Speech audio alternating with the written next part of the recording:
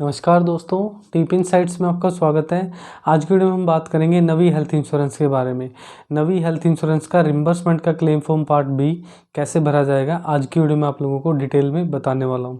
इस वीडियो को बनाने से पहले मैंने क्लेम फॉर्म ए कैसे भरा जाएगा उसको लेके वीडियो बनाया था, वो वीडियो आप लोगों ने देख लिया होगा।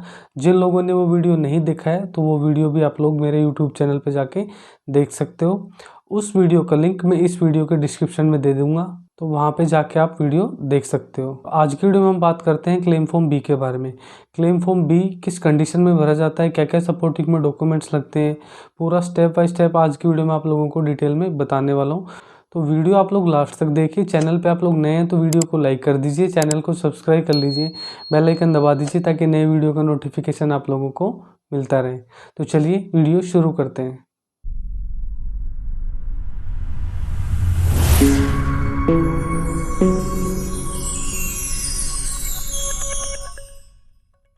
आप लोगों की स्क्रीन के ऊपर नवी हेल्थ इंश्योरेंस का रिम्बर्समेंट का क्लेम फॉर्म पार्ट बी खुला हुआ है।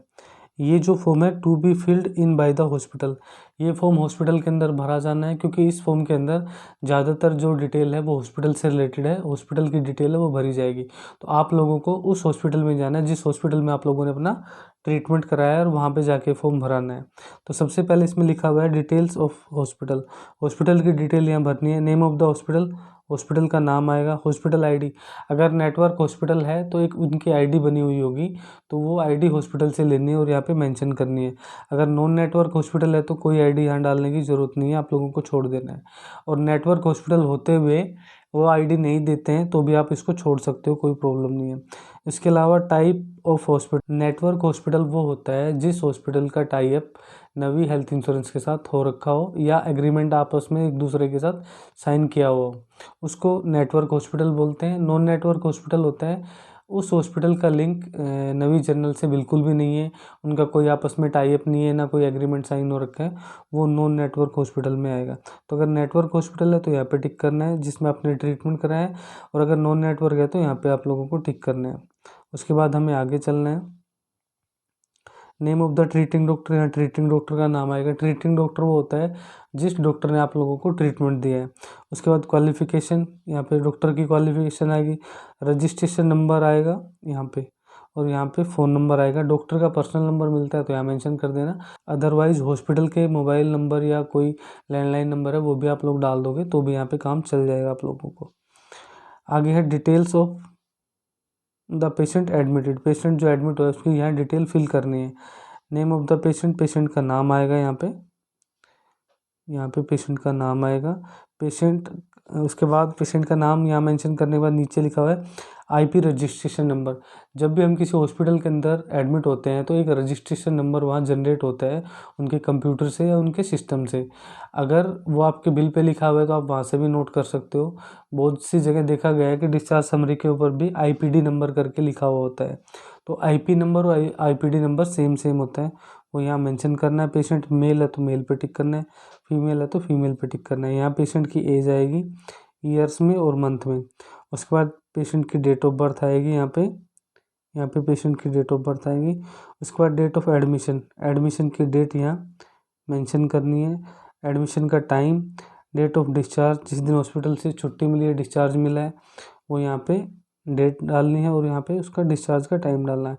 ये चीज़ें डिस्चार्ज समरी के ऊपर भी मेंशन होती है, तो आप वहाँ पे जाके देख के इसको फिल करोगे तो प्रॉब्लम नहीं आएगी, क्योंकि अगर मिसमैच होता है डेट और टाइम तो प्रॉब्लम आएगी, क्वेरी लग जाएगी आपके क्लेम में। टाइप ऑफ एडमिशन, एडमिशन अगर इमरजेंसी में हुआ तो यहाँ पे टिक करना है। प्लान मतलब कोई सर्जरी कराई है तो सर्जरी के लिए डॉक्टर एक डेट देता है, मतलब प्लानिंग के साथ वो सर्जरी होती है, तो प्लान ट्रीटमेंट कहलाता है, उसको यहाँ पे प्लान पे टिक करना है। डे केयर मतलब कोई दिन का 7 से 8 घंटे का कोई प्रोसीजर हुआ है डे केयर में, तो यहाँ पे टिक करना है। उसके बाद मैटरनिटी, प्रेगनेंसी से रिलेटेड होता है, अगर वो है तो यहाँ पे प्रेगनेंसी पे टिक करना है, एक यहाँ पे टिक करना है। इफ़ मैटरनिटी, अगर मैटरनिटी का केस है तो यहाँ पे डेट ऑफ डिलीवरी, डिलीवरी की यहाँ डेट मेंशन करनी है। ग्रेविडा स्टेटस जो होता है वो डिलीवरी के केस में ही होता है, प्रेगनेंसी के केस में ही होता है, अदरवाइज़ किसी और ट्रीटमेंट में या किसी चीज़ में ग्रेविडा स्टेटस नहीं मेंशन किया जाता है। तो यहाँ पे मैटरनिटी का केस है इसलिए यहाँ ग्रेविडा स्टेटस यहाँ मेंशन करना है। Status at the time of discharge, discharge के बाद क्या स्टेटस रहा, discharge to home, patient discharge होने के बाद घर पे चला गया तो यहाँ पे टिक करना है। डिस्चार्ज टू अनदर हॉस्पिटल, उसके बाद यहाँ पे अनदर हॉस्पिटल पे कर देना, अगर दूसरे हॉस्पिटल में रेफ़र हो गया है तो। डिकीज मतलब डेथ वगैरह हो गई तो यहाँ पे मेंशन करना है। टोटल क्लेम्ड अमाउंट, यहाँ पे जो आप अमाउंट क्लेम कर रहे हो वो यहाँ मेंशन करना है। उसके बाद हमें आगे चलना है। डिटेल्स ऑफ अलाइनमेंट डायग्नोसिस, ये सारा कॉलम जो है ये डॉक्टर से रिलेटेड है। क्या डायग्नोज बना, फर्स्ट डायग्नोज क्या बना था, फाइनल क्या बना था, क्या ट्रीटमेंट दिया गया, क्या प्रोसीजर है, इसमें सारा यहाँ तक डॉक्टर को मेंशन करना है या नर्सिंग स्टाफ से भराना है ये वाला। उसके बाद हमें आगे यहाँ पे देखना है प्री ऑथराइजेशन ऑब्टेन्ड, ये पूछ रहा है कि प्री ऑथराइजेशन फॉर्म भर के रिक्वेस्ट भेजी गई है या नहीं भेजी गई है। अगर नेटवर्क हॉस्पिटल में आप लोगों ने अपना ट्रीटमेंट कराया है तो सिंपल सी बात है, प्री ऑथराइजेशन फॉर्म पे साइन कराया होगा आप लोगों से।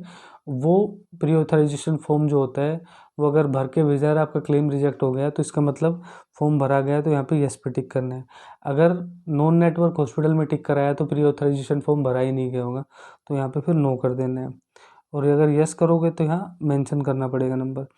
आगे है if authorization by network hospital not obtained given reason, तो यहाँ पे नेटवर्क हॉस्पिटल था और उन्होंने ये फॉर्म नहीं भर के भेजा तो यहाँ पे रीज़न यहाँ पे मेंशन कराना है। उसके बाद हमें आगे चलना है। हॉस्पिटलाइजेशन ड्यू टू इंजरी, अगर इंजरी से रिलेटेड आप हॉस्पिटलाइज हुए तो यहाँ पे यस करोगे, नहीं है तो नो पे करोगे। यस पे टिक करोगे तो आगे की चीज़ें आप लोगों को फिल करनी पड़ेगी, जैसे if yes give cause, self inflicted, अपने आप से खुद को घायल किया तो यस पे टिक, यहाँ पे टिक करना है। रोड ट्रैफिक एक्सीडेंट का केस है तो यहाँ पे करना है। और अल्कोहल वगैरह यूज किया हुआ है कोई केस है तो यहाँ पे आप लोगों को टिक करना है। उसके बाद if injury due to substance abuse, alcohol consumption, test conducted to, अगर टेस्ट अगर हुआ है इन सभी चीज़ों से रिलेटेड, यस करोगे तो यहाँ पे रिपोर्ट अटैच करनी पड़ेगी, नो करोगे तो नहीं अटैच करनी पड़ेगी। इफ़ मेडिको लीगल अगर हुआ है तो यस पे, नहीं है तो नो पे। रिपोर्टेड टू पुलिस, अगर पुलिस को रिपोर्ट हुई तो यस पे, नहीं है तो नो पे। उसके बाद if not reported to police given reason, अगर पुलिस को रिपोर्ट नहीं कराई गई है इन केसेस में तो यहाँ रीज़न मेंशन करना है। उसके बाद हमें आगे चलना है। क्लेम डॉक्यूमेंट सबमिटेड चेकलिस्ट, यहाँ पे जो डॉक्यूमेंट सबमिट कर रहे हो उसकी चेकलिस्ट है। जैसे एक तो क्लेम फॉर्म हो गया, उसके बाद ओरिजिनल प्री ऑथराइजेशन रिक्वेस्ट, उसके बाद हॉस्पिटलाइजेशन डिस्चार्ज, जो जो डॉक्यूमेंट्स आपके पास है और इस फॉर्म के साथ सपोर्टिंग में लगा रहे हो वो आप लोगों को टिक कर देना है। उसके अलावा अदर कोई डॉक्यूमेंट्स है तो यहाँ टिक करके यहाँ मेंशन कर सकते हो, तो वही आप लोगों को टिक करना है जो आपके पास डॉक्यूमेंट्स अवेलेबल है या सपोर्टिंग में आप लोग लगा रहे हो। उसके बाद हमें आगे चलना है।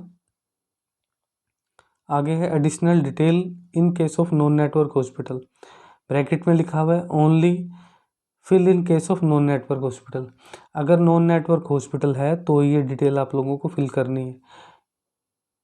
अगर नेटवर्क हॉस्पिटल है तो सिंपल सी बात है, ऑटोमेटिकली उनके पास ये हॉस्पिटल की डिटेल होगी उनके पास। नॉन नेटवर्क केस में ही आप लोगों को भरनी है। यहाँ पे एड्रेस भरना है हॉस्पिटल का, city, pin code, state, phone number, hospital का रजिस्ट्रेशन नंबर, हॉस्पिटल का पैन नंबर आएगा यहाँ पे, number of in patient beds, उसमें ये पूछता है कि उस हॉस्पिटल में कितने बेडेड हॉस्पिटल है, कितने बेड्स हैं वहाँ पे जो पेशेंट एडमिट हो जाए, 20 है 40 है, तो यहाँ पे वो बेड की क्वांटिटी आप लोगों को मेंशन करनी है। Facilities available in the hospital, hospital के अंदर क्या क्या फैसिलिटी है। ओटी ऑपरेशन थिएटर है तो यस करना है, नहीं है तो नो पे करना है। आईसीयू है तो यस पे टिक करना है, नहीं है तो नो पे करना है। अदर्स मतलब कोई अदर कोई फैसिलिटी है इनके अलावा तो वो यहाँ लिखनी है और यहाँ मेंशन कर देनी है। उसके बाद हमें आगे चलना है। ये डिक्लेरेशन पढ़ लेनी है। डिक्लेरेशन पढ़ने के बाद यहाँ डेट डालनी है, पैलेस डालना है यहाँ पे, और ट्रीटिंग डॉक्टर के यहाँ साइन होंगे और यहाँ पे हॉस्पिटल की स्टैंप लगेगी।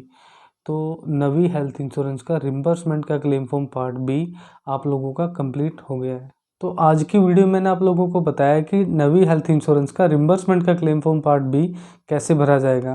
कंप्लीट प्रोसेस मैंने आप लोगों को डिटेल में समझा दिया है। फिर भी आप लोगों के मन में इस वीडियो को लेके कोई सवाल है तो आप कमेंट सेक्शन में लिख के पूछ सकते हो, उसका जवाब मैं आप लोगों को ज़रूर दूंगा। इसके अलावा आपके हेल्थ इंश्योरेंस क्लेम के अंदर कोई क्वेरी है या हेल्थ इंश्योरेंस से रिलेटेड कोई सवाल आप लोगों के मन में, तो वो सवाल भी आप लोग मुझसे शेयर कर सकते हो, वो क्वेरी लेटर भी आप मुझसे शेयर कर सकते हो, उसका जवाब भी आप लोगों को प्रॉपर मिलेगा और टाइम पे मिलेगा। तो आज की वीडियो में इतना ही। वीडियो अच्छी लगी हो तो वीडियो को लाइक कर दीजिए, चैनल चैनल को सब्सक्राइब कर लीजिए, बेल आइकन दबा दीजिए ताकि नए वीडियो का नोटिफिकेशन आप लोगों को मिलता रहे। तो मिलते हैं नेक्स्ट वीडियो में, तब तक के लिए नमस्कार।